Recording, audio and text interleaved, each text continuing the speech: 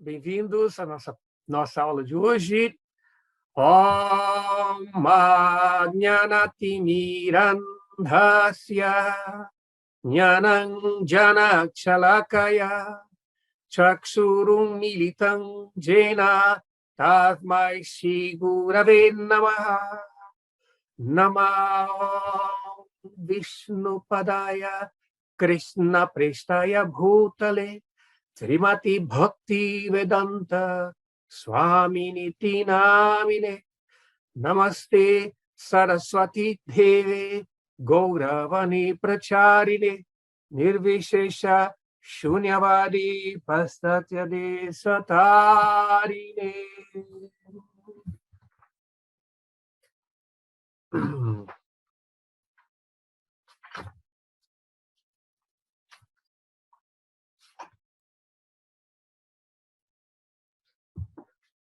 Vou prestar reverência que Sarvabhauma dá na introdução do capítulo, tá?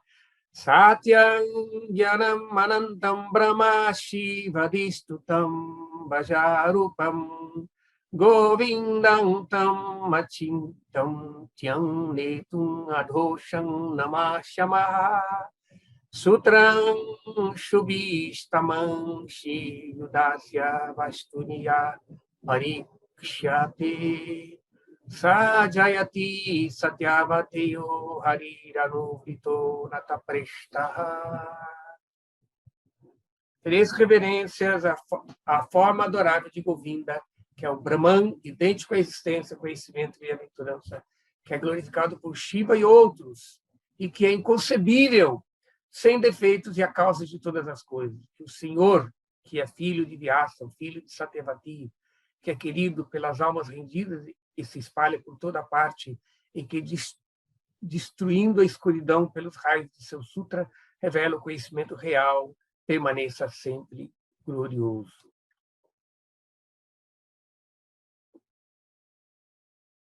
Então, nós paramos no começo, ou seja, lemos o primeiro Adhikarana e o primeiro Sutra do Vedanta Sutra. Eu não vou fazer uma recapitulação explicando tudo aquilo que já está na aula, e como as aulas já estão em vídeo, vocês podem ter essa introdução no vídeo da primeira aula, segunda aula, na verdade, que nós já temos a introdução. Então, mas só vendo que o estudo nosso é baseado em Adhikarana por Adhikarana. A estruturação do Adhikarana é baseado no Govinda Bhashya, de Baladeva, tá? E aí, na medida que os sutras se apresentam dentro dos Adhikaranas como a resposta, a conclusão dos Adhikaranas, dos temas que são tratados, aí vem os comentários do Srimad Bhagavatam desses aforismos, tá? Então, os comentários do Srimad Bhagavatam não são nos Adhikaranas, não nos temas, são nos sutras específicos, tá bem? Tá, então, nós lemos o primeiro Adhikarana, e que só tem um sutra, tá? E os próximos dois Adhikaranas, provavelmente nós possamos ver na aula de hoje, esses dois Adhikaranas, tá? Na apostila do Vedanta Darshana, eu coloquei os três primeiros Adhikaranas, mas como eu já forneci para vocês a apostila, que vai ser o texto complementar, na verdade, não é tanto complementar, é o texto que nós vamos estudar junto com o livro nos dá os comentários de Baladeva Vibhushan de cada sutra, tá? E a apostila nos dá o comentário do Srimad Bhagavatam em cada sutra. Entende? A apostila repete muitas coisas que já estão no livro, como, por exemplo, ela fala sobre o Adhikarana, o que é o Sanchaya, que é o Purvapaksha, que é isso tudo eu repeti. E na minha apostila tem algo mais que não está no livro, como, por exemplo, tem palavra por palavra na tradução do sutra, que no livro não tem a palavra por palavra, porque essa edição ela não dá o palavra por palavra, mas na apostila tem. Então, eu dei a primeira apostila. Nosso estudo, no total, vai ter 4 apostilas, entende? Porque o que eu chamo de capítulo no livro é chamado de partes, tá?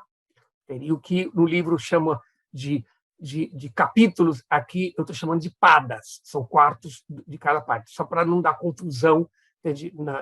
E como eu fiz a minha apostila antes da edição do livro, entende? Eu não vou mudar a minha apostila baseada no livro, porque eu fiz uma tradução literal do sânscrito. A palavra adhyaya indica capítulo em sânscrito, e eu não traduzi como parte, mas isso é um detalhe técnico que não importa, mas eu estou falando para não haver confusão no estudo, tá claro? Tá, então, vamos agora ler estudar, melhor dizendo, o segundo Adhikarana e, provavelmente, se der tempo, o terceiro Adhikarana. Esta apostila que eu dei, que está aqui, inclusive vou colocar aqui agora na tela a apostila, tá? Eu tenho aqui essa apostila veja, a primeira parte aqui, tá? Ela começa aqui, tá? O Vedanta Sutra comentado pelo Srimad Bhagavata, capítulo 1, Samamvaya Adhyaya, o capítulo da correlação, que seria, de acordo com o livro, a primeira parte, tá? E a Pada 1, que, de acordo com o livro de Baladeva, seria o primeiro capítulo, tá? Então, o Adhikara 1 nós já vimos, né? Primeiro Pada, essa lida com a causa do universo, tendo em foco a divindade absoluta como sendo objeto de nossa busca, bem como a reconciliação e interpretações aparentemente contraditórias. Tá? Este tema vai ser tratado tanto no primeiro capítulo como no segundo capítulo, também vai continuar esse mesmo tratamento do primeiro capítulo. Tá? Então, na apostila, que tem mais de 100 páginas, tá? É bem provável que, na medida que nós estudarmos, vamos encontrar erros de edição. Tá? Então, por isso, me desculpa aqueles que gostam de logo imprimir toda a apostila.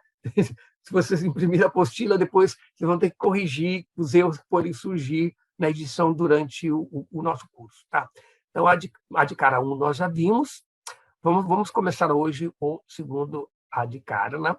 Então, Om Namo Bhagavate Vasudevaya.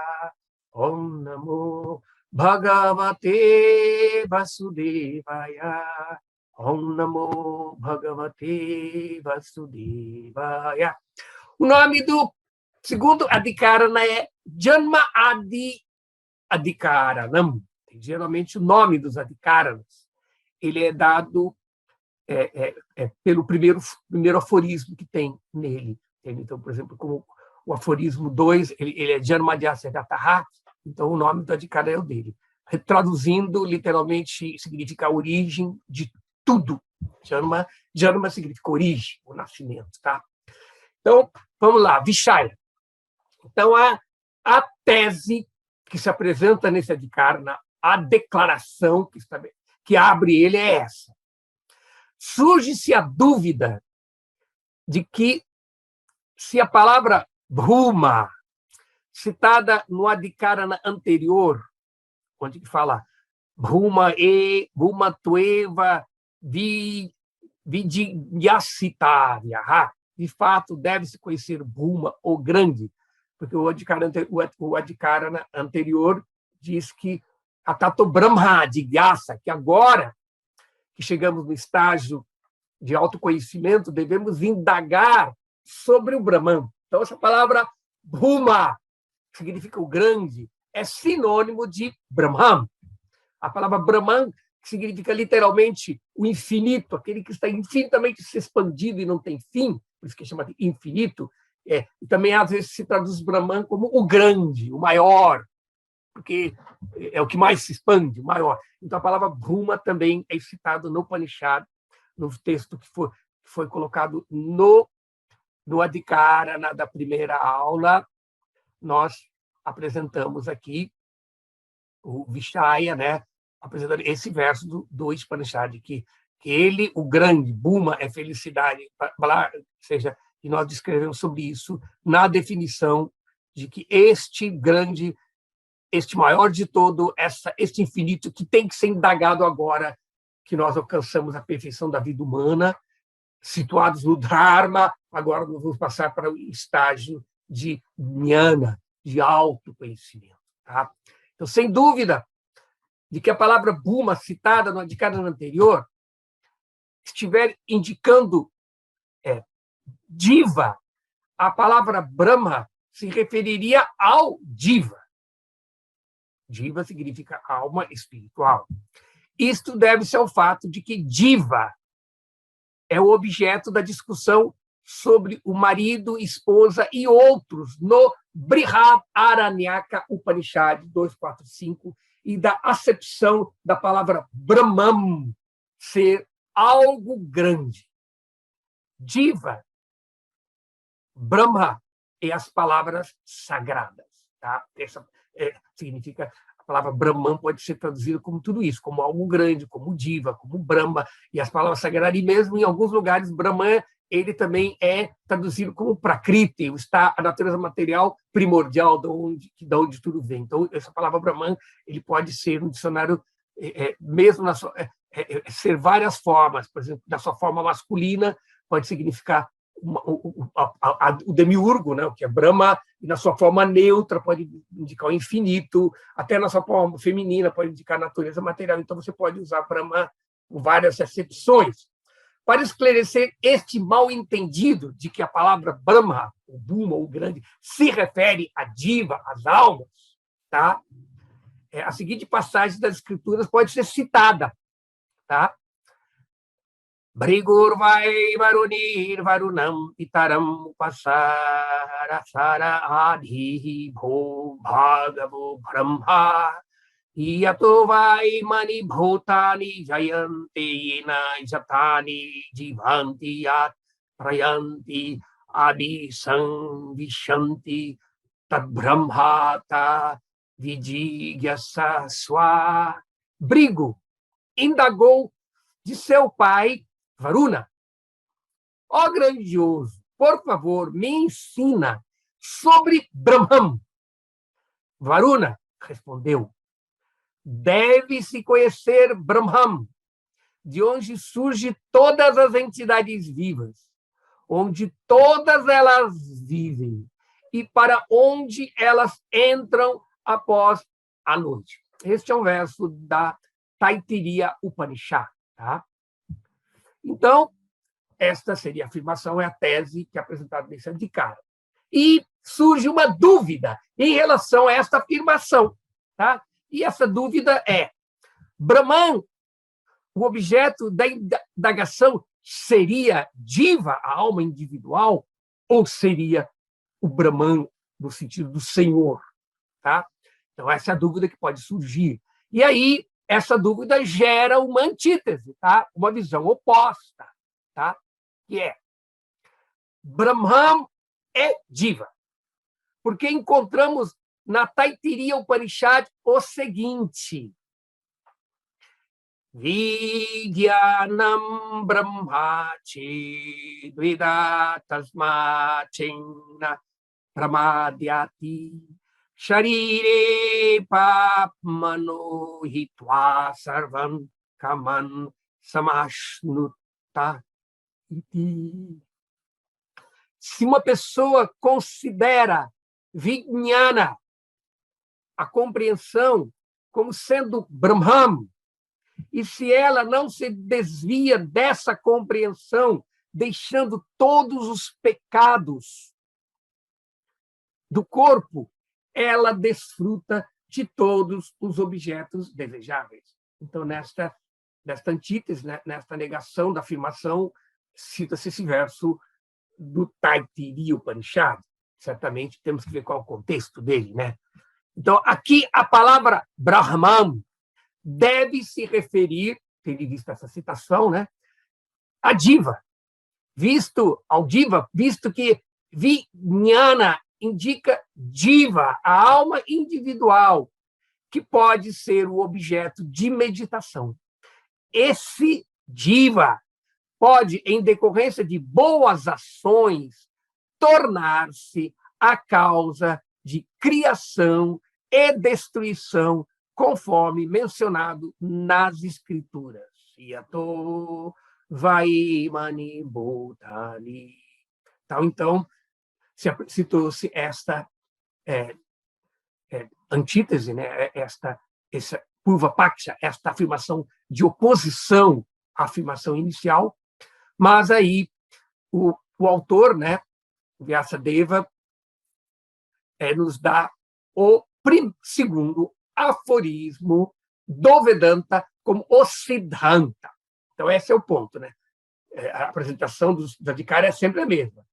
Uma afirmação, uma dúvida, uma contra-afirmação, uma antítese, e depois uma conclusão, uma síntese.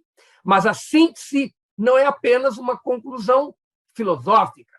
Ela é baseada numa reflexão filosófica, mas ela tem que se basear, ela tem que ser depois confirmada com as escrituras. Essa é a diferença do pensamento filosófico védico, do pensamento meramente racional, que você chega a uma conclusão só pela razão. Você pode chegar a uma conclusão pela razão, mas essa conclusão racional tem que ser confirmada, tem que ser autenticada com alguma afirmação das escrituras. Então, por isso que o Siddhanta é uma afirmação, e os comentadores, como no caso aqui Baladeva,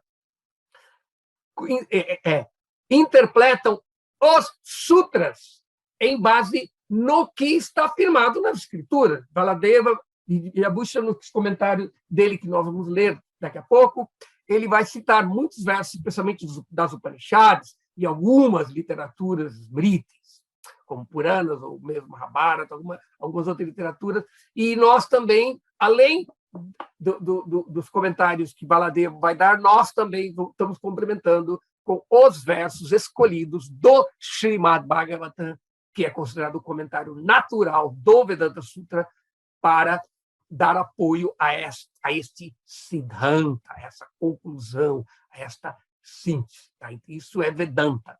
Toda a filosofia Vedanta ela é discutida usando esta metodologia de tratamento. Tá? Então, nós já estamos no segundo Adhikara, no segundo tema, e o aforismo que vem como Siddhanta, como a conclusão desse Adhikara, que vai confirmar a tese, na afirmação inicial, é este. Janma adiyasya yataha. Janma, origem, nascimento. Adi, etc. Asya, desse.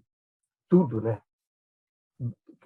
E desse, o que seria esse desse? Por isso tem uma coisa chamada samambaya. Quando você interpreta um texto das escrituras, você não pode só no dicionário pegar a tradução. Você tem que ver que a tradução deste ponto tem que estar em coerência com o tema do capítulo, com o tema do livro. Então, ele tem que seguir a ideia que foi desenvolvido no verso anterior, no caso, no sutra anterior, que é: nós temos de indagar sobre o Brahman. Então, se se estabeleceu no primeiro Adhikara, no primeiro aforismo, que Brahman é o tema do estudo, certamente essa definição aqui é desse Brahman. Tá? Entende? É por isso, este Brahman que devemos estudar é Yataha.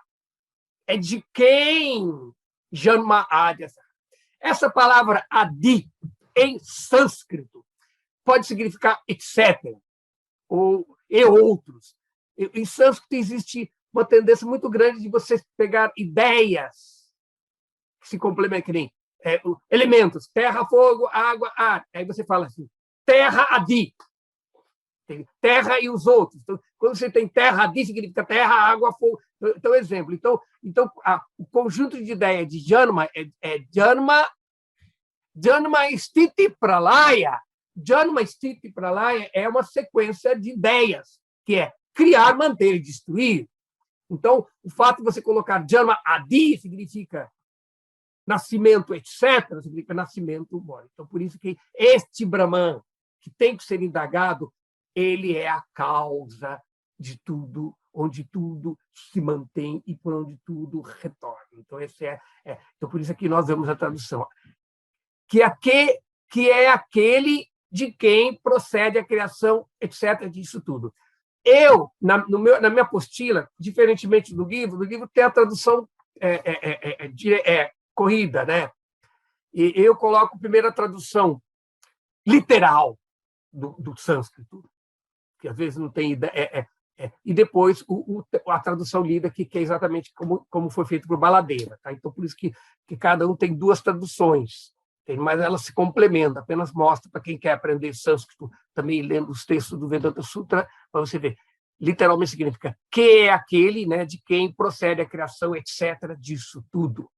E, então, significa literalmente, mas claro, para entendermos a mensagem, de Brahman surge a criação, manutenção e destruição deste universo, entende? De quem e deste universo. Então, este Asya se refere a qual desse o quê. Então, como é importante entender a natureza literária do sutra. O sutra é aforisma, é máxima, a palavra que explica em pouquíssimas palavras várias ideias. Então, ela tem que ser interpretada, não dá para traduzir só literalmente. Por isso que, às vezes, quando você faz a tradução literal, você tem que colocar entre parênteses, entre colchete, ideias que complementam aquilo que não está escrito, tá? Só para efeito de entender a tradução dele. Então, como nós apresentamos ele, agora vamos para o livro, tá? Na minha apostila, eu não apresento o comentário de Baladeva, eu apenas apresento os comentários do Srimad Bhagavatam. Então, portanto, vamos parar aqui e vamos dar uma olhadinha no livro, tá? Então, aqui no livro, nós temos aqui. Então, Janmadhyasya Jataha, que é o texto, a tradução, aqui, isso daqui que eu já está aqui, eu já li para vocês da minha apostila, tá? Então, não vou repetir. Então, vamos entrar aqui. O Sutra 2, Janmadhyasya Jataha, do Brahman surge a criação, manutenção e destruição do mundo. Então, a primeira coisa que nós vamos ler aqui agora é o comentário de Baladeva, do Gita Govinda, sobre o primeiro aforismo. Tá?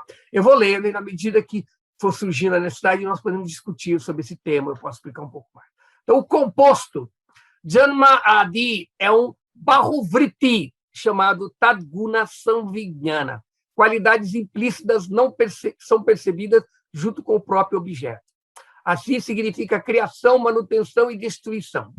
Asya refere-se ao universo, que consiste em variedades inconcebíveis para a diva, feita dos 14 mundos, e para os praticantes e apreciadores de Brahma, até os seres imóveis, passando pelos resultados dos vários karmas.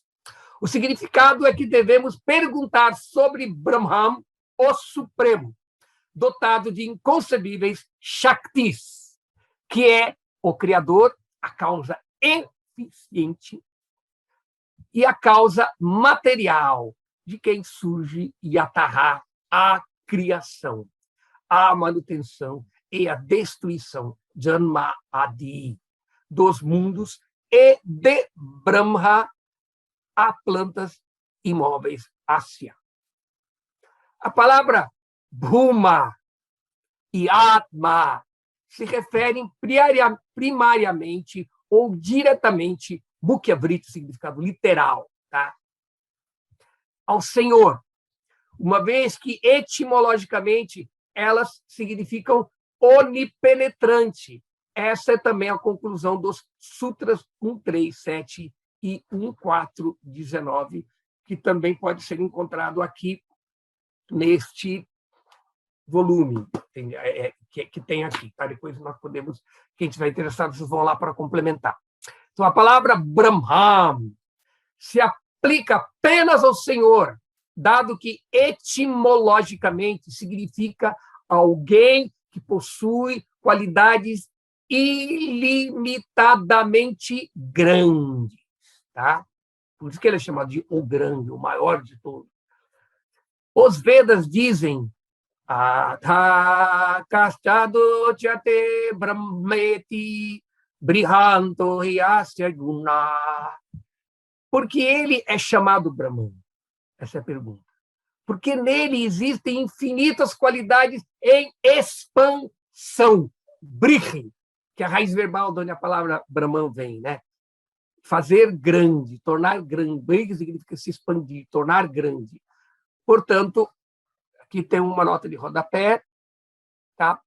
Isso é um surto citado por Madhava em seu comentário, tá? Portanto, a palavra Brahman significa principalmente o Senhor. A palavra também é empregada para se referir a outros, uma vez que eles possuem as qualidades do Senhor em parte. Assim como a palavra rei, às vezes é usada para qualquer pessoa da realeza. Para seu maior benefício, os divas, inundados pelos 3 sofrimentos, devem indagar sobre o Senhor Supremo, que é dotado de um oceano de compaixão por aqueles que se rendem a ele. Somente o Senhor Supremo é o objeto da investigação. Não se pode dizer que as qualidades são impostas ao Senhor, uma vez que a pergunta se refere ao Brahman, que realmente tem essas qualidades. Investigação, essa palavra encontrada nos versos citados, que é Jignasa, tá? Gyasa é busca, Jignasa é indagação, significa o desejo de saber. O conhecimento é de 2 tipos, paroksha e aparoksha. Tá?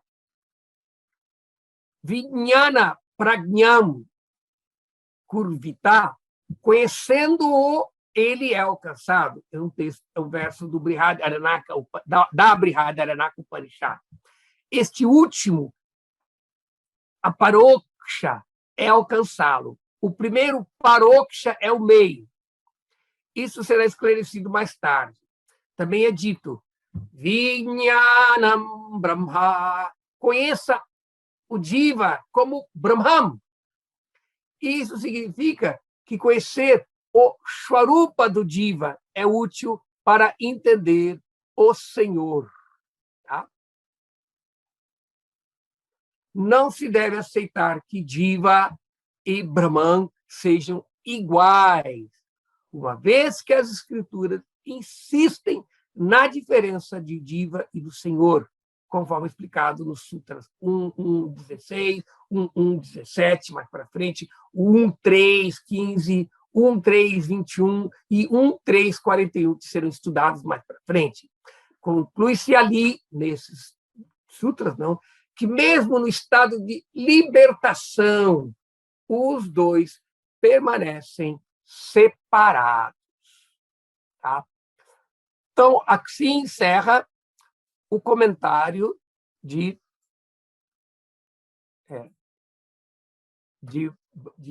Baladeva sobre este primeiro aforismo, desculpe, este segundo aforismo. Tá? Então, eu vou colocar agora aqui.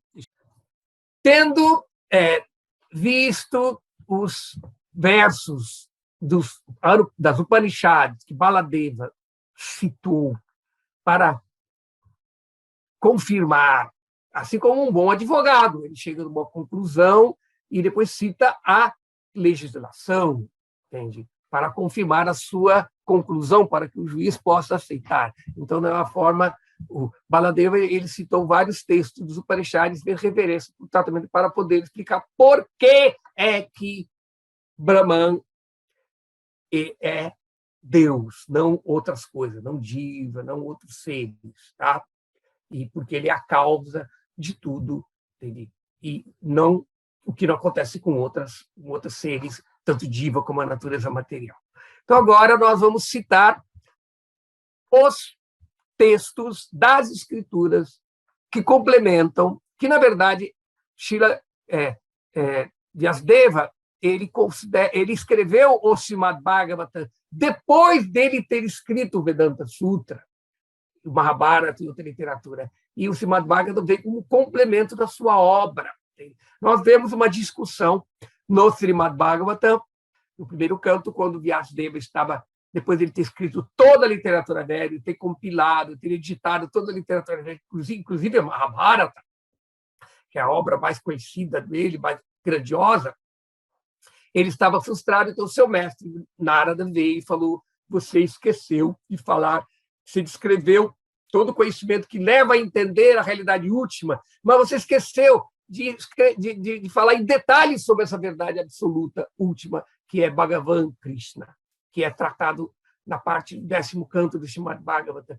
Os outros cantos do Bhagavata, ele estabelece a natureza dessa verdade absoluta, e, portanto, é aí que nós encontramos vários comentários que se apresentam como explicações do Vedanta Sutra. Tá? Então, aqui nós vamos começar o primeiro texto, o primeiro mantra do Srimad Bhagavatam, ou Bhagavata Purana, que vai tratar, é interessante que ele também começa com a mesma palavra, olha lá, Janmadhyasayato, Janmadhyasayata. Ele já começa com a mesma palavra do Vedanta Sutra, deixando bem claro que logo no primeiro verso, o Srimad Bhagavatam, ele já começa a interpretar este verso original que que define a natureza deste Brahman que é para ser estudado desta obra. Tá?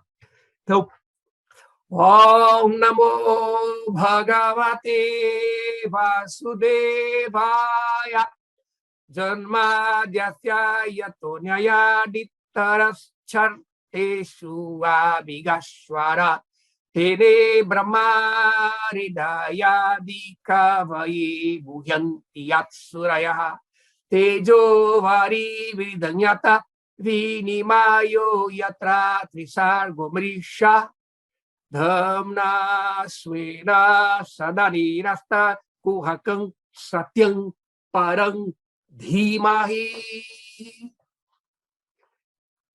Tradução é: ó meu Senhor, Shri Krishna, filho de Vasudeva, ó onipenetrante personalidade da divindade, ofereço-vos minhas respeitosas reverências. Medito no Senhor Shri Krishna, porque ele é a verdade absoluta e a causa primordial de todas as causas da criação, sustentação e destruição dos universos manifestados. Ele é direta e indiretamente consciente de todas as manifestações e é independente porque não há outra causa além dele. Foi ele apenas que, primeiramente, transmitiu o conhecimento védico ao coração de Brahmadi, o ser vivo original. Mesmo grandes sábios e semideuses são por ele colocados em ilusão, assim como uma pessoa é confundida pelas representações ilusórias da água vista no fogo ou da terra vista na água. Por sua causa apenas os universos materiais, temporariamente manifestados através das reações dos 3 modos da natureza, parecem reais, embora sejam irreais. Portanto, medito nele, o Senhor Shri Krishna, que é eternamente existente na morada transcendental, a qual é sempre livre das representações ilusórias do mundo material. Eu medito nele, pois ele é a verdade absoluta. É interessante que este verso do Srimad Bhagavatam deixa bem claramente a natureza deste Purana, deste Mahapurana, que é o Srimad Bhagavatam, como já explicando o Vedanta Sutra de cara, e também como que ele compreende o resumo de todo o conhecimento védico, que isso pode ser explicado, pode ser confirmado quando este verso inicial termina exatamente com a mesma afirmação dos Gayatri Mantras, né? Que o Gayatri Mantra é um mantra que nos inspiram para poder estudar o conhecimento védico. Então, aqui estou mostrando que o Srimad Bhagavatam ele é a essência, é a nata do conhecimento védico. Então, aí nós vamos pegar... Então, esse é o verso 1 do primeiro canto, primeiro capítulo, primeiro verso do Srimad Bhagavatam. Agora, vamos citar, para complementar essa ideia, um outro verso do Srimad Bhagavatam, do 5º canto, tá? No capítulo 12, no verso 11 do 5º canto. Jnanam Vishuddham Paramartham Ekam Anantaram Tvavabhai Brahma Satyam Pratyak Prashanantam Bhagavat Shabda Samyam Yad Vasudevam Kavayo Vadanti. Qual, então, é a verdade última? Como resposta, diria que o conhecimento não dual é a verdade última. Ele está desprovido da contaminação das qualidades materiais. Ele nos dá libertação. Ele é inigualável, onipenetrante e está além da imaginação. A primeira etapa em que se desprende este conhecimento é a fase de Brahman. Depois, Paramatma, a superalma, é compreendido pelos yogis, que, para vê-lo, evitam cometer ofensas. Essa é a segunda fase de compreensão. Enfim, a compreensão completa do mesmo conhecimento supremo é depreendida sob a forma da pessoa suprema. Todos os acadêmicos eruditos descrevem a pessoa suprema como Vasudeva, a causa do Brahman, Paramatma e outros. Então, este é o Srimad Bhagavatam. Então, este Brahman, que é colocado como a verdade absoluta, ele é realizado de várias formas, como vai ser explicado mais para frente. E aqui, neste verso, está dito que a primeira etapa para se conhecer a verdade absoluta plenamente é compreender essa fase do Brahman, de que ele é o todo, que ele é a verdade absoluta. Entende? Ele é a essência existencial de tudo. Tudo que existe só pode existir nele, como sua Shakti ou como sua expansão. É dito que tudo que existe é ele, mas não é ele na sua forma primal, o primordial. É ele nas suas formas de expansões. Ele é o Anshi, a origem de onde tudo se expande. Agora, tudo que se expande dele são chamados Anshas, expansões. Então, é dito que tem dois tipos de expansões de Deus. Um é chamado Swansha e o outro é chamado Vibhinansha. Swansha são aquelas formas que se expande dele e elas são completas como ele é. Mesmo apesar delas não estarem manifestando todos os seus aspectos ao mesmo tempo, mas ela é ele em potencial. Então, isso é chamado as expansões de Deus. E são diferentes das suas expansões, chamada Vibhinansa. Vibhinansa são aquelas expansões parciais, são expansões da sua Shakti, são expansões da sua energia. E, nesse caso, Diva, nós, também somos expansões de Deus. Então, portanto, o conhecimento não dual, ele não deve ser utilizado para eliminar essa compreensão da diferença que existe na unidade. Brahman estabelece que existe uma unidade, de que ele é o um sem o segundo.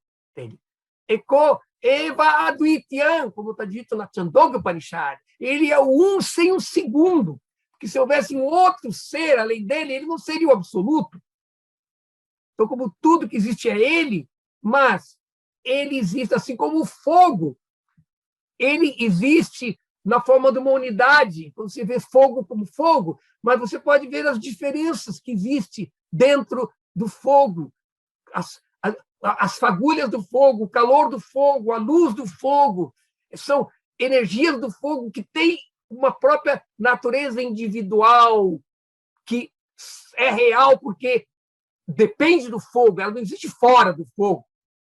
Da mesma forma, Brahman, entender esse aspecto não dual, não é... Às vezes, os devotos, nós ficamos assim, essa palavra não dual é vista como um palavrão, não é personalismo, é Mayavadi. Então, nós temos que entender que esse conceito de não dualidade, o problema não é a não dualidade, o problema é uma não dualidade que comete ofensa, que nega a natureza, a diversidade, a variedade de Deus. Então, Deus seria uma pessoa impotente. Deus não pode ter energia. Porque neste mundo material vemos que as energias limitam, então achamos que se Deus é limitado, ele não pode ter energia, porque ele não pode ser limitado. Entende? Então, é uma compreensão de querer compreender uma dimensão mais elevada, usando a percepção de uma dimensão ilimitada. A nossa consciência funciona numa resolução que não pode conceber a consciência espiritual que tem outra resolução. Tá? Então, por isso, este Brahman, que é objeto de meditação no Srimad Bhagavata, ele também é Paramatma, e ele também é Bhagavan. Ele também tem seu aspecto pessoal que cria este mundo, que está em todos os lugares como a super-alma, e também tem um aspecto transcendental que se reserva o direito de só se relacionar, de só se manifestar àqueles que nutrem uma bhava, um sentimento de devoção, tanto de uma forma assim de veneração, como numa forma de intimidade com ele. Bhagavan, Krishna, ou Bhagavan como Narayana. Então, na verdade, Sri Krishna é a origem de todas essas expansões. Então, eu li o quinto verso, que fala sobre este Gyanam Vishuddham, que fala sobre que essa fase de compreender. Primeiro, ele é compreendido como Brahman. E depois que compreendemos que ele é Brahman, aí nós paramos de julgá-lo, aí meditamos nele, aí ele se revela na sua plenitude como Paramatma, como Deus do coração. E como Deus do coração, ele se manifesta como mestre. E aí ele nos ilumina com o conhecimento para entender a natureza espiritual e podemos agir na natureza espiritual. Tá? Então, os yogis chegam nesse nível de super-alma, tá? Que é o começo de Bhakti, tá? Que é a segunda fase de compreensão. Tá? E depois, quando existe, pela graça do Senhor Supremo, o Senhor Supremo entender o desejo correto nosso de relacionarmos com ele, aí ele se manifesta na forma pessoal. A forma pessoal de Bhagavan, ela só pode ser compreendida pela graça. Os Gyanis, pela discriminação, Viveka, ele pode entender o Brahman pessoal. Os yogis, pela sua purificação, se concentrando na fonte da consciência no coração, eles podem ter uma visão, um vislumbre de Paramatma em tudo, Deus em tudo. Mas os devotos que realizam a personalidade plena de qualidades e objeto de devoção e amor só podem fazer isso pela graça. E, portanto, eles se qualificam com o desejo de querer ter essa relação com Deus e se associam com aqueles que já têm a relação com ele para poder ter. Tá?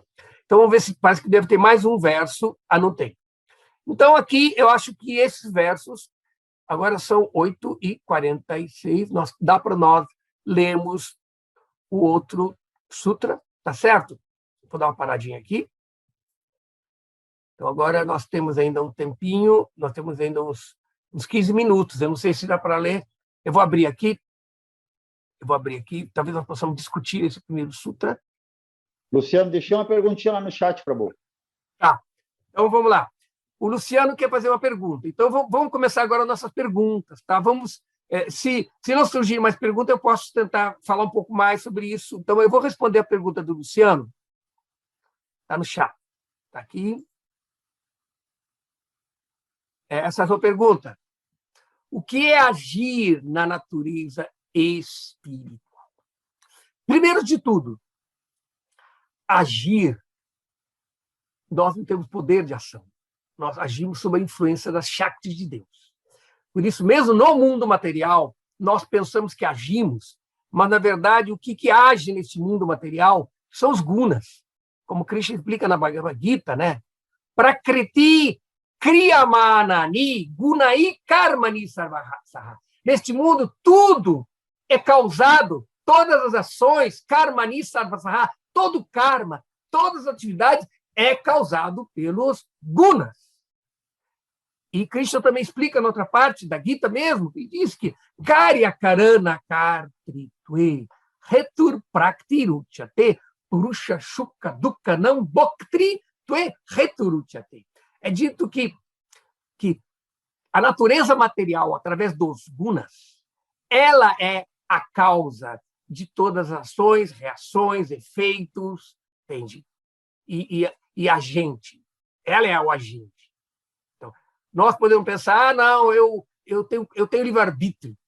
Mas o nosso livre-arbítrio não é um livre-arbítrio, é um preso-arbítrio. Gente, por que eu digo que é o preso-arbítrio? Porque nós não... São os gunas que estão agindo, e nós estamos ali invariavelmente sendo levados pelos gunas. Então, talvez isso possa trazer um tipo de questionamento. Então, se é os gunas que agem e eu não faço nada, então, qual é a responsabilidade moral que eu tenho? Não sou eu que estou fazendo, é os gunas. Não poderia surgir esse tipo de questionamento? Não poderia surgir?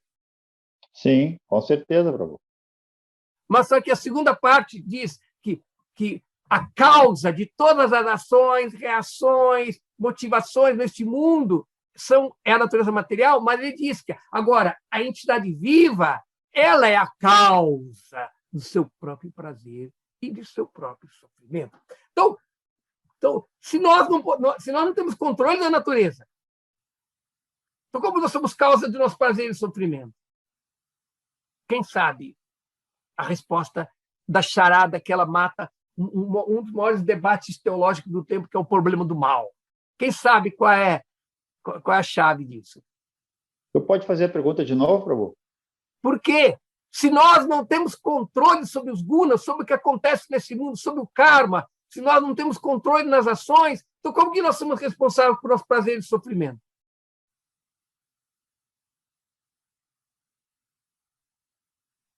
Professor, mas se nós somos Atma e nossa natureza mais profunda é isso, então o movimento que acontece na matéria não nos afeta, em última instância.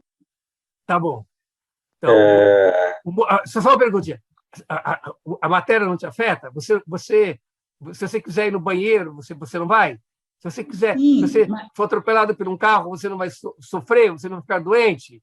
Que controle nós temos sobre a natureza material? Não temos controle. Nós estamos invariavelmente sendo levados. O segredo disso, eu vou falar daqui a pouco. Primeiro eu vou responder a dúvida do Sarvabhauma, que está levantando a mão. Fala, Sarvabhauma, quer complementar aqui a ideia?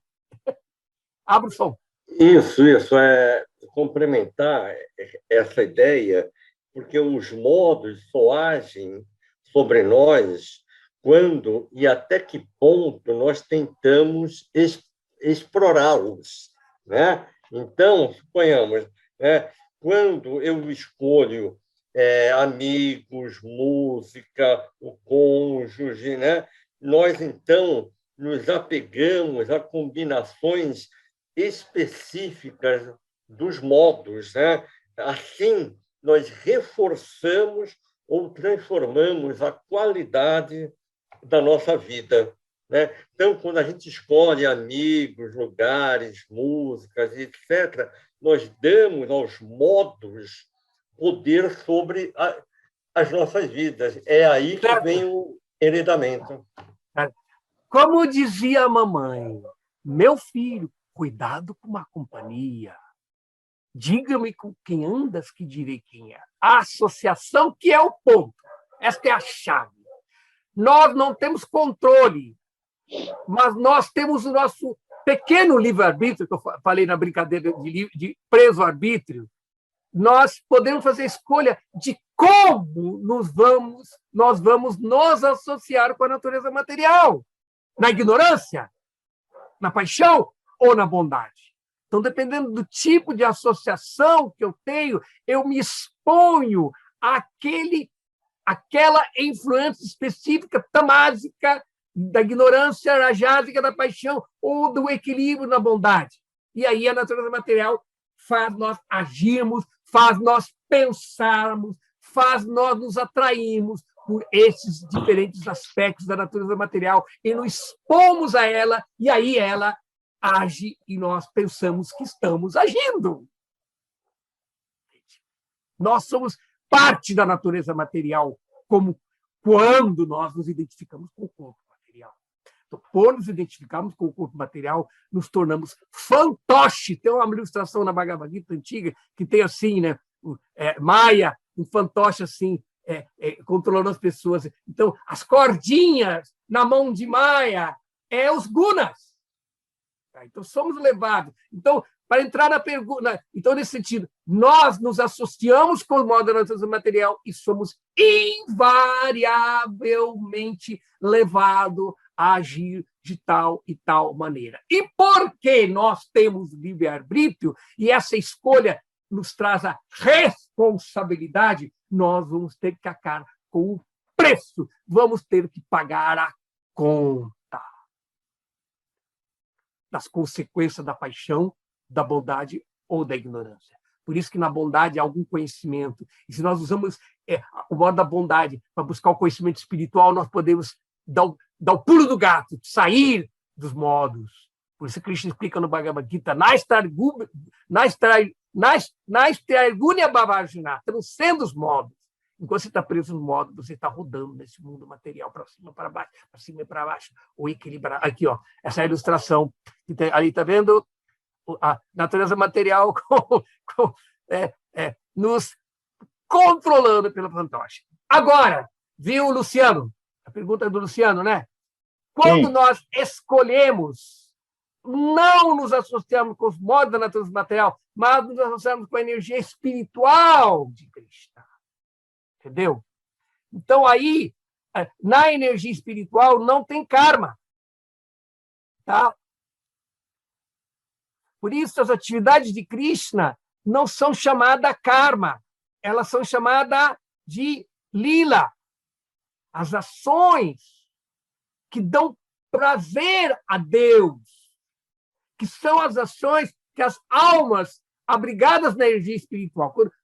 Quando você se abriga na energia espiritual, você abre mão do seu egoísmo, de você querer ser o centro, e você se torna Shakti, o servo. Na energia material, a nossa natureza de ser Shakti é encoberta, e nós pensamos que somos o machão mesmo.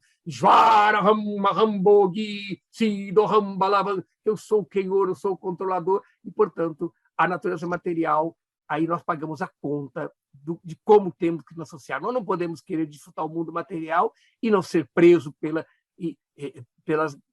influência da energia material. Então, agir na energia espiritual, primeiro nós temos que nos aproximar dos associados eternos de Krishna, os modelos arquetípicos de como agir no plano espiritual. E eles se tornam nossa inspiração. Então, seguindo o passo destes servos eternos de Deus, nós podemos entrar. Este é um clube muito privado. O clube do mundo espiritual é muito privado. Você só entra lá com um pistolão, que é o devoto puro. É só na associação de devotos puros, de devotos avançados, que nós podemos entrar nessa natureza espiritual. E eles são nossos modelos arquetípicos, porque eles só querem ser Krishna. Por isso é dito que existem dois tipos de almas, que as almas que é chamados Nityasiddhas, entende?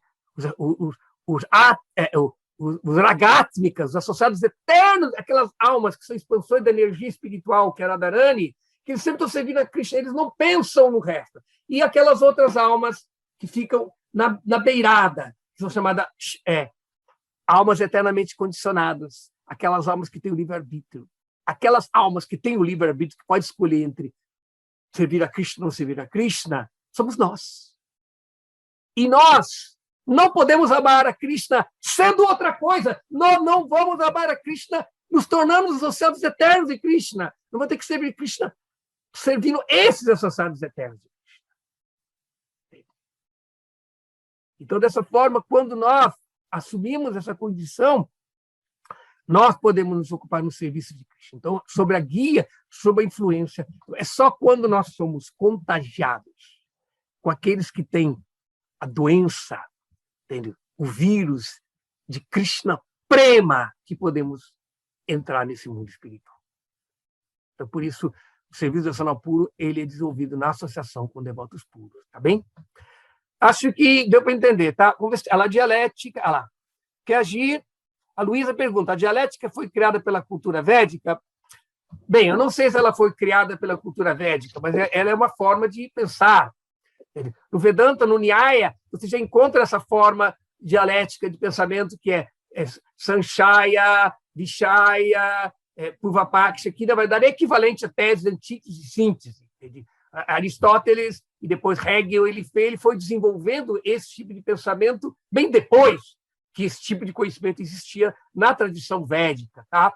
Eu não gosto muito dessa ideia de que tudo veio de um lugar. Na verdade, o ser humano, todo pensamento que recebemos, toda inspiração vem de Deus. Ele pode se inspirar em todas as culturas. Então, esses mesmos arquétipos do pensamento filosófico podem se manifestar em qualquer parte do planeta sem ter vindo necessariamente do outro. Está claro? Você deve ter respondido. Krishna, na forma pessoal de Deus, é que criou o Brahman?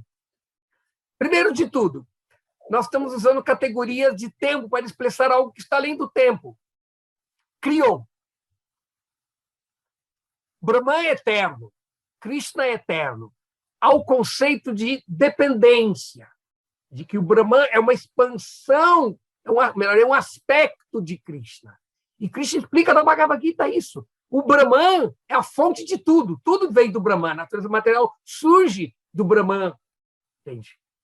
Que é o mínimo denominador comum de tudo é o Brahman, que é o ser, aquilo que é eterno. Então, o Brahman, ele é um aspecto, por isso ele se descreve na literatura védica, nos Puranas, que o Brahman é o brilho do corpo de Krishna. Por isso há um verso no Isha Upanishad que fala Hiranmayena Patrena. Ó Senhor, por favor, remova essa luz dourada, reluzente, que me cega e impede de ver a sua forma espiritual. Então, geralmente, o Brahman, esse conhecimento impessoal, ele ofusca e nós não conseguimos vislumbrar nessa luz do ser, nessa luz alegre do ser, a forma pessoal, a variedade, a diversidade do mundo espiritual. Então, portanto, o devoto, quando ele desenvolve a sua devoção, ele dissipa essa luz que ofusca. Ela ofusca porque você realiza a natureza espiritual, mas você não tem a emoção que permite você entrar na natureza espiritual. Tá? Então, por isso, Krishna explica no Bhagavad Gita, Brahmanohi Pratistaham. O Brahman é a fonte de tudo, mas eu sou a fonte do Brahman pessoal.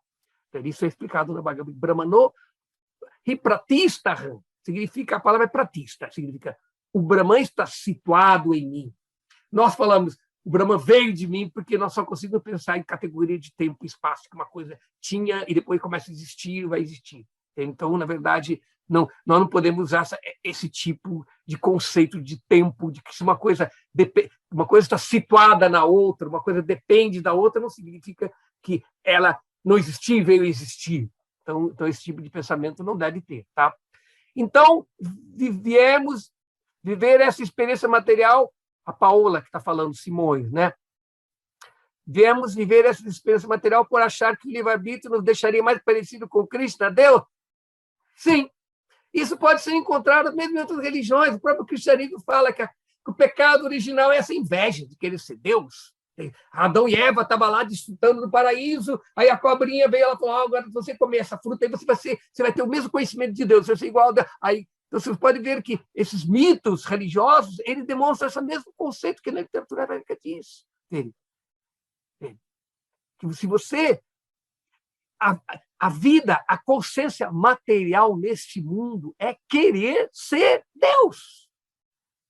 Então, deixa bem claro que é assim. Por isso que o conhecimento espiritual, primeiro, ele tem que mostrar que tudo é ilusão. Primeiro, o conhecimento é...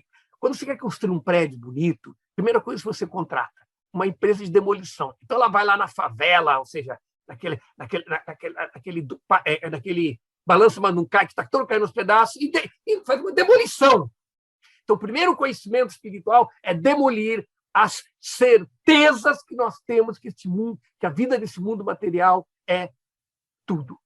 Aí, quando nós tiramos isso, aí o conhecimento espiritual é como nós vamos identificar o que está além disso, que é o eterno, a definir a gente quer o que é eterno. E aí nós podemos discernindo aquilo, nós sabemos no que vamos meditar. E aí, na medida que meditamos naquilo, nos purificamos, removemos o que é ilusório, sabendo que isso é temporário, que isso é ilusório, aí você medita no real, e aí você pode começar a conhecer sobre as qualidades deste real, e conhecendo, você pode desenvolver amor por ele. O amor tem que vir do conhecimento, e não é conhecimento material, é conhecimento espiritual, das qualidades eternas de Krishna. Então, na verdade, uma das coisas que é purificada é exatamente desse sentimento de eu pensar que eu sou Deus. Então, por isso, nós temos que nos humildar para começar a vida espiritual. Entende? E, portanto, a própria vida material, quando aceitamos o Dharma, as autoridades, o Pai, os superiores, tudo isso é uma forma de constelar para curar essa inveja original de pensar que eu sou o centro. Você vai aceitando, aí você aprende, neste mundo, a aceitar superiores, e aí você vai curando a sua inveja, e aí você se prepara para se aceitar o superior último, que é o Senhor Supremo. Tá? Então, a outra pergunta que eu vi aqui, quem criou Maya? Maya, ela não foi criada, Maya é eterna. Maya é a energia eterna de Krishna. Assim como Deus é eterno, a sua Maya, a sua energia material é eterna também, ela é coeterna. Assim, nós também somos eternos com Deus. Mas o ponto é que a natureza material tem uma função de exibir dentro das dimensões duais do passado e futuro, de criação e destruição. Ela manifesta, é como a sombra. A sombra reflete aquela realidade que existe em uma dimensão tridimensional em duas dimensões. Então, de uma forma Maya. Maya reflete toda a natureza, a diversidade arquetípica que existe no mundo eterno, no mundo espiritual, na dimensão do tempo e do espaço. Então, Maya é uma grande energia de Deus. Ela tem essa função de iludir as almas e permitir que elas possam satisfazer o desejo motivado nessa inveja, até que elas se frustrem. Entende? E, portanto, Maya é uma boa... É interessante que Maya é personificado na deusa Durga. Então, essa palavra Durga, no sânscrito, ela vem da raiz verbal gam, que significa ir, com o prefixo dur, que significa difícil de ir, e significa insuperável. Então, a palavra Durga em sânscrito, e às vezes até mesmo no hindi você vai encontrar, significa prisão, ou forte, algo que é difícil de ser superado. Então, Maya, ela tem uma função, mas ela é uma grande serva de Krishna. Então, esta Maya, que se manifesta nesse mundo, como Durga, ela também existe no mundo espiritual. Por isso que Krishna, quando ele veio, esta sua energia espiritual, ela veio com ele, que é Subhadra, que é sua irmã. E Subhadra, às vezes, é adorada como Durga, como a energia material ou a energia espiritual. Aí, ou seja, quando nós queremos ser Krishna, essa energia se torna Mahamaya. Faz nós acreditarmos que somos Krishna. E quando nós queremos servir a Krishna, essa energia ela se deslumbra e ela mostra e se torna a energia de serviço e amor a Krishna. Então, mesmo para amar a Krishna, nós precisamos de Maya, mas essa Maya é chamada Yoga Maya, é a energia da união com Deus. Mahamaya é a energia da desunião com Deus. Tá? Então, ambas são energias eternas de Krishna. Tá? E nós estamos ali, temos livre-arbítrio. Qual influência que eu quero? Mahamaya ou Yoga Maya?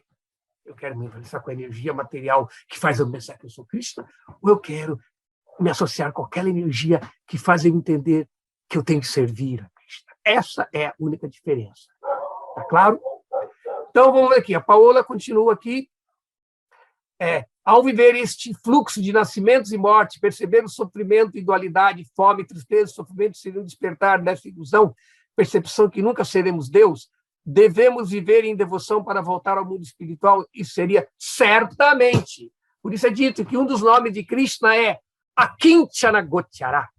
Ele é a propriedade dos frustrados, dos empobrecidos materialmente. Enquanto você ainda tem esperança de ser feliz neste mundo, você não vai buscar Deus. Então, às vezes, entende?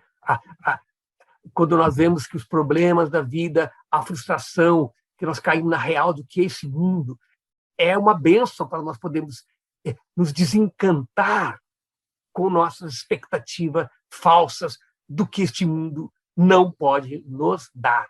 Por isso é dito que existem 3 tipos de pessoas nesse mundo chamado Bhagavata. 2 delas são felizes e uma sofre. A primeira pessoa que é feliz é o alienado. É aquele que está lá. Ele sofre que nem um burro, mas ele desfruta do sofrimento. É o prazer do alienado. Assim como uma pessoa assim, completamente desequilibrada, sempre está rindo, tudo legal, tudo legal. Aquelas pessoas que têm uma doença poliomianana, de que tudo é legal nesse mundo, é perfeito, e desfrutam de coisas que, na verdade, só vão criar ansiedade. Essa pessoa consegue ser feliz. Você pode ser feliz se você é alienado. Agora, se você começa a ter conhecimento, ver as coisas como elas são, você se torna uma pessoa infeliz. Frustrado. Esses são os revolucionários, são aqueles que querem mudar o mundo, porque eles estão frustrados. Se você não está frustrado, você está feliz, está bem, você não muda, muito não pensa, na verdade, esse governo, esta ilusão, essa televisão, tudo isso me faz feliz. Claro, é uma promessa que nunca é cumprida, mas você tem aquela fé, você é alienado. Então você consegue ser feliz. A maior parte das pessoas do mundo são assim. Agora, uma quantidade pequenininha já viram que a coisa é terrível. Elas estão sofrendo. Agora, o terceiro tipo de pessoa é feliz. Porque a felicidade dele não é desse mundo. Ele busca a felicidade no eu, busca a felicidade em Deus. Tá? Então, essa é a diferença. Tá claro? Então, acho que o nosso Sanatandava se unir tudo, Maya e a transcendência. Krishna explica, ou seja, na Ishopanishad, que é um da Upanishad, explica, a pessoa deve cultivar o conhecimento da ilusão e da ignorância lado a lado. O que significa? Você tem que entender o que é Maya para não ser iludido por ela. É importante conhecer a natureza temporária deste mundo, conhecimento espiritual é importante, mas ao mesmo tempo você também tem que ter conhecimento da realidade espiritual para você poder desenvolver bhava, você se apegar à energia espiritual. Se desapegar da energia material e ficar no vazio, não resolve o problema. Nós temos que substituir. O problema não é o desejo, como é colocado em muitas filosofias pessoais nihilistas. A causa do sofrimento é o desejo. Não é o desejo que é o problema, não é o apego, não é a paixão, isso não é um problema. O problema é o objeto do desejo, o problema é o objeto do apego. Se o objeto do apego, se o objeto do desejo, da paixão, são as coisas temporárias, ilusórias deste mundo, sim, é problema. Aí, o preço do apego a isso é o sofrimento.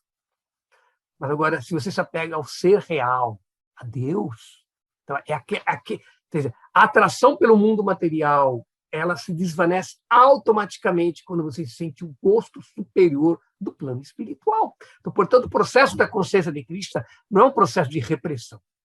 Krishna explica, não adianta você reprimir os seus sentidos, dos objetos de sentido, se você ainda na mente tem desejo por ele.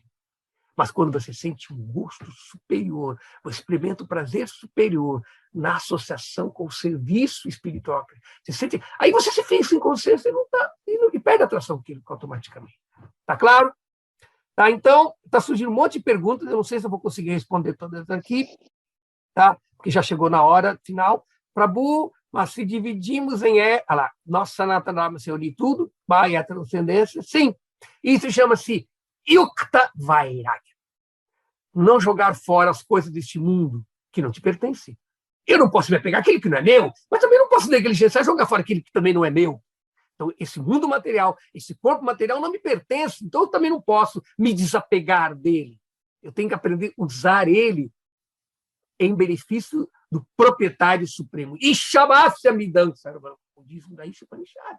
Tudo que existe deste mundo é possuído, é propriedade e é controlado pelo Senhor Supremo. E eu tenho que aprender a arte de viver nesse mundo e utilizar tudo a serviço dele. Então, dessa forma, eu espiritualizo a matéria. E a matéria que prende, ela se torna aquilo que nos liberta. Porque o efeito da matéria se torna espiritual. Tá? Então, agora, vamos lá. A outra pergunta, da Paola, né? A Paola está curiosa hoje, né? É bom isso. Tá? Prabhu, mas se dividimos em eras e cada era com suas adaptações para chegar à consciência de Krishna, teria uma adaptação para qual a modernidade desse sistema social? Certamente, nós estamos em Kali Yuga. Nós estamos em Kali Yuga.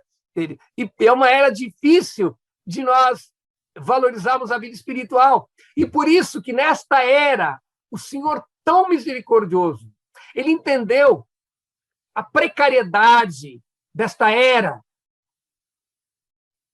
e nos deu um processo de vida espiritual de uma forma muito simples, só por cantar os nomes de Deus. Quem canta seus males espanta. Então, se você pode cantar os nomes de Krishna nesta era, você vai se purificando e pode alcançar toda a perfeição espiritual, mesmo que você não consiga fazer a meditação, controlar a mente, ashtanga, ou fazer rituais, mas só por cantar. Então, essa é a concessão desta era. Nós estamos em Kali Yuga, nós estamos numa era que o processo espiritual, por concessão, pela compaixão divina, a vida espiritual, o yoga, se torna muito simples pelo processo de mantra yoga, de bhakti yoga, através de glorificar os nomes divinos de Deus. Tá? Então, portanto, cantar os santos nomes não é apenas uma forma de louvar, sabe? É uma forma de se associar com os nomes de Deus. E o nome de Deus, Mahamantra, é a encarnação dele. Então, por associar-se com ele, nós nos purificamos. E uma hora nós podemos ver o que existe por detrás do mantra, que o mantra não é diferente de Deus. Enquanto isso, nós apenas nos purificamos, tá? Então, eu acho que é isso. Eu também tenho que me retirar agora. Está na hora de nós encerrarmos. Então, pessoal, todo mundo está satisfeito com o curso? Estão aprendendo bastante? Maravilha, Prabhu, maravilha. Então, vamos... Hare Krishna. Hare Krishna Vaishnava Prabhu. O Cláudio vai logo tornar... Nós estamos postando este vídeo para o benefício de todos aqueles que não se inscreveram. Vocês que se inscreveram podem participar, entende? Tem uma facilidade mais de participação, mas esta aula, inclusive com a contribuição de vocês, com as suas perguntas, está acessível, publicada no YouTube. Quando vai ser lançado esse vídeo? A estimativa, Cláudio?